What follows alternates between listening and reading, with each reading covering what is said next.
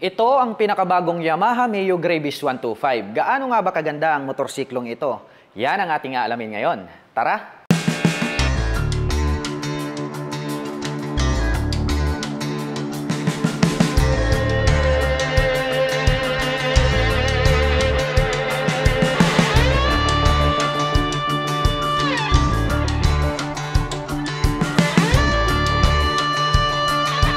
Napakaganda rin talaga nitong kanilang pinakabagong Yamaha Mio Gravis 125. At kung body and design lang ang ating pag-uusapan, well, talagang very attractive ito.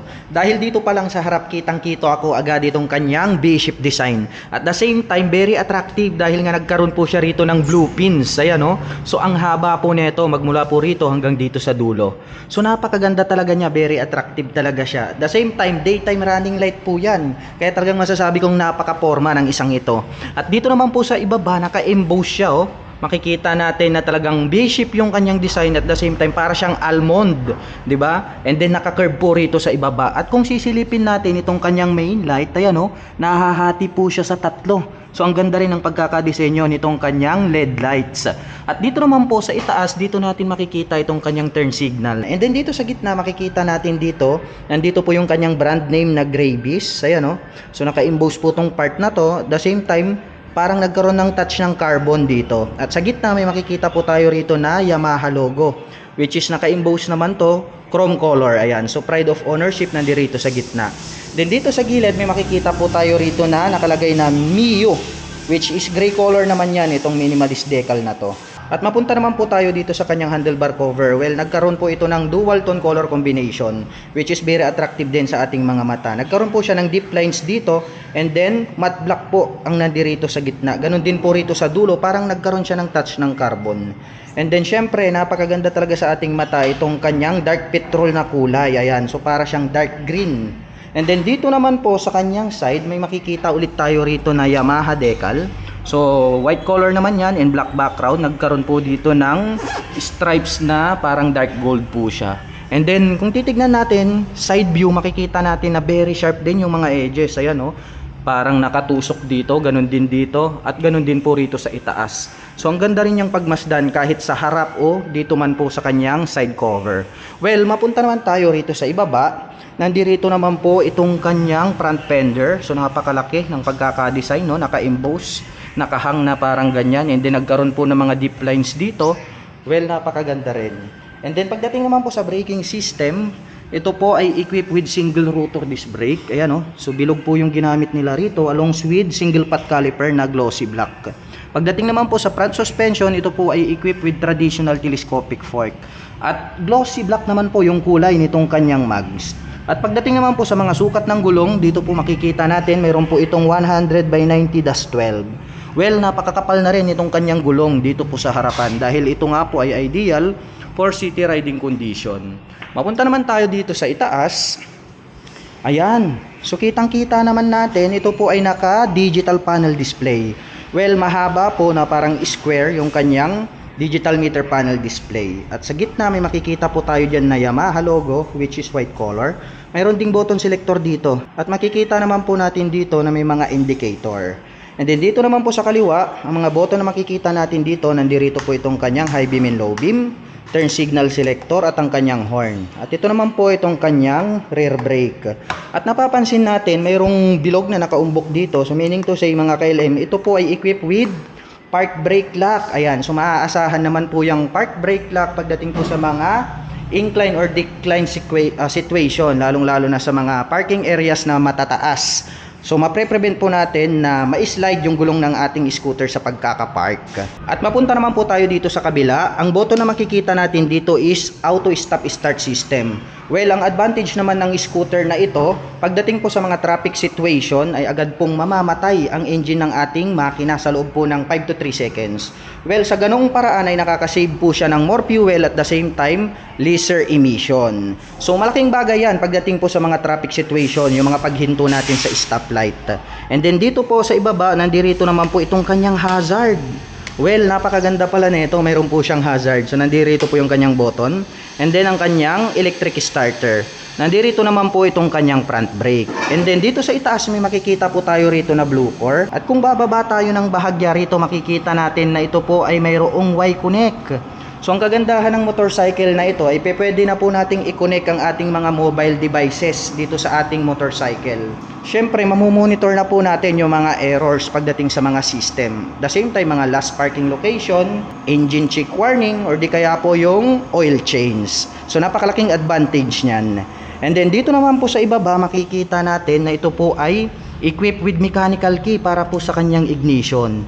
Well, advanced na rin yung kanyang technology dahil kung inyo makikita, nagkaroon na po siya rito ng fuel and set button. Well, anyway, ang ganda na rin po ng features nito dahil nga po included na po lahat dito sa kanyang ignition. So, less hassle-free na rin kapag ikaw ay magbubukas ng fuel and then ng inyong underseat compartment. At dito naman po sa itaas may makikita po tayo rito na USB charging socket. Well, mag-i-insert lang po tayo rito ng car lighter and then pwede na po tayong mag-recharge ng ating mobile phone anytime, anywhere. Ang ganda rin ng pagkakaposisyon nitong kanyang fuel tank dahil kung inyo makikita itong kanyang tip nandito sa harap. Well, subukan nating buksan. So, lagay lang po natin dito siya sa open and then just press fuel. So, tignan natin. Yun. Ang ganda. So, ang advantage naman nito mga ka-LM, more accessible. Lalong-lalo na kapag naglo-long rides driving ka, 'di ba? Hindi mo na kailangang bumaba sa pagkakaupo dito sa motorcycle kapag ikaw ay magpapagas. Well, plus point 'yan para sa akin. And then dito naman po sa ibaba may makikita tayo rito na napakalalim na side pocket. Ayan oh. So, pwede po tayo dito maglagay ng mga coins at the same time yung atin pong bottle of water kasi nga spacious naman po siya. At dito sa gitna, mayroon po itong utility hook na pwede po nating pagsabitan ng ating mga important belongings. At pagdating naman po dito sa kanyang footboard, ang ganda rin ng pagkakadesenyo. So nagkaroon po siya rito ng slip design. So anti-slip po yan. So kakapit po talaga yung ating foot dyan. Ngayon susukatin naman natin, sakyan natin para makita natin kung gaano kaluwag. Ayan oh, so anti-slip talaga siya, makapit. Lalong-lalo na pag sabihin na lang nating rainy season, 'di ba? Very important 'yan. Dito naman po sa kanyang side profile, so makikita naman natin na ito po yung kanyang pillion step. Ayan oh, aluminum po, alloy yung kanilang ginamit. Kaya masasabi natin na talagang pangmatagalan kasi not fadable po yung kanyang color. At dito naman po sa kabila, dito sa ibaba, nandito naman po itong kanyang side stand. Well, anyway, ang atin pong motorcycle na ito ay equipped po with side stand engine cut-off switch. So ang kagandahan niyan, once na naka-engage itong kanyang side stand, hindi po magta-turn on itong ating scooter. Well, maiiwasan po natin na madisgrasya dulot ng side stand na naka-engage. And then dito naman po sa gitna, nandito naman itong kanyang center stand. At pagdating naman po sa design ng kanyang engine, ayan no, napaka-attractive din no, parang robotic design. So matte black naman po itong kanyang color. And then dito may naka-intact rito na Yamaha. Ayan oh. And then ito po yung kanyang air filter, ayan oh. Ang ganda ng pagkaka-design. Gaya nga ng sabi ko sa inyo, napaka-robotic or futuristic yung kanyang pagkaka-design. And then dito naman po sa kanyang side cover, ayan, may makikita po tayo rito na black decal along with gold. And then may nakalagay po rito na Mio and then Gravis. Ayan oh. So naka-emboss po to, 3D emblem po siya. Pero ang kulay po nito is parang dark colors. Kaya kung inyong mapapansin, parang classic looks yung kanyang datingan. And then dito naman po sa itaas, ito naman po yung design ng kanyang grab bar. Oh, simple lang, pero napakakapal. Ayan oh, napakatibay din nito. At pagdating naman po rito sa kanyang tail light, ayan oh, very pointed yung pagkaka-design. Nahati sa tatlo. Nandito po sa gitna itong kanyang tail light. And then, nandito naman po itong kanyang turn signal. So ang kagandahan nito, included na po lahat dito sa kanyang tail light, itong kanyang turn signals. And then dito naman po sa gitna, may makikita po tayo rito na reflector lights which is added visibility naman sa gabi. And then, nandito naman po itong kanyang plate holder. At napakaganda rin, no? Napakalapad nitong kanyang rear fender. Anyway, mapunta naman po tayo dito sa kanyang rear suspension. Ito po ay equipped with single shock absorber. Ayan, no? So, black coil spring naman yung kanilang ginamit rito. At pagdating naman po dito sa kanyang braking system dito sa likod, dito po ay equipped with drum brake. At ang mga sukat ng gulong dito po sa likod, makikita natin na ito po ay mayroong 100/90-12. Well, napakakapal na, no? Talagang nakakapagbigay ng added stability ito pagdating po sa mga any riding condition. So yun ang maganda dyan kasi nga makapal na po yung kanyang stock tires. And then pagdating naman po rito sa kanyang built-in na pipe, matte black yung color, no? Classic na classic yung kanyang dating. Well, very simple lang naman yung pagkaka-design nitong kanyang head protection guard. At ganun din, matte black din po itong kanyang pipe. At makikita naman natin dito itong cover ng kanyang air-cooled. Well, anyway, ang atin pong Yamaha Mio Gravis 125 ay equipped po ng air-cooled. Umaasa lang po siya sa hampas ng hangin para po mapalamig yung kanyang engine. Pwede naman po siyang pang long rides para sa mga kababayan natin na mahilig mag long rides. Well, mag-iingat lang tayo. Kailangan nating huminto. In just maybe 120 to 150 kilometers away, kailangan nating magpahinga para po ma-refresh yung kanyang engine. And then pagdating naman po rito sa kanyang upuan, well, nagkaroon ng dual tone color combination. So ito po is black and then matte black po rito sa ibaba. Yung stitches, ayun, premium feels. At yung pagkakatahi, ayan, napakaganda rin mga KLM, more durable.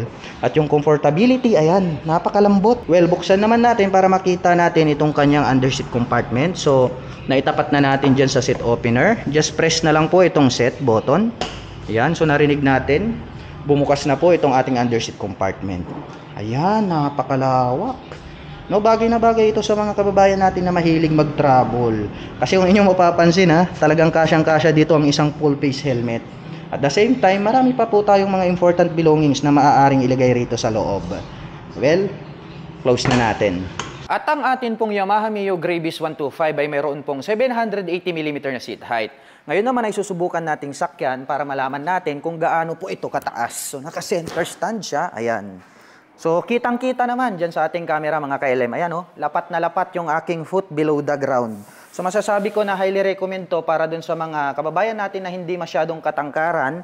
Segundo, bundo 5'3". Ayan, kayang-kaya, komportable. Lalong-lalo na sa mga 5'6" in height kagaya ko. At pagdating naman po sa kanyang engine specifications, ang ating Yamaha Mio Gravis ay mayroon pong 125 cubic centimeter engine displacement, naka single cylinder, single overhead cam, 4-stroke with 2 valve, at nakakapag-provide naman po ito ng 7 kW at 8,000 RPM, habang nakakapagbigay naman po ito ng maximum torque na 9.5 Nm at 5,500 RPM. At ang presyo po ng ating Yamaha Mio Gravis 125 ay nagkakahalaga ng 93,900 pesos. At kung balak mo naman pong kumuha ng hulugan ay kailangan mo lang pong mag-down payment ng 6,800 pesos.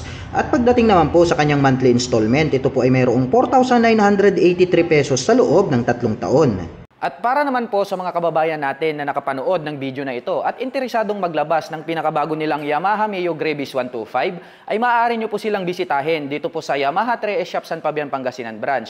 At ito po ang kanilang contact number na maaari nyong tawagan para po sa lahat ng inyong mga inquiries. At para naman po sa mga kababayan natin na may balak magpunta rito, ang kanila pong operation time starting 8:30 AM until 5:30 PM from Monday to Saturday.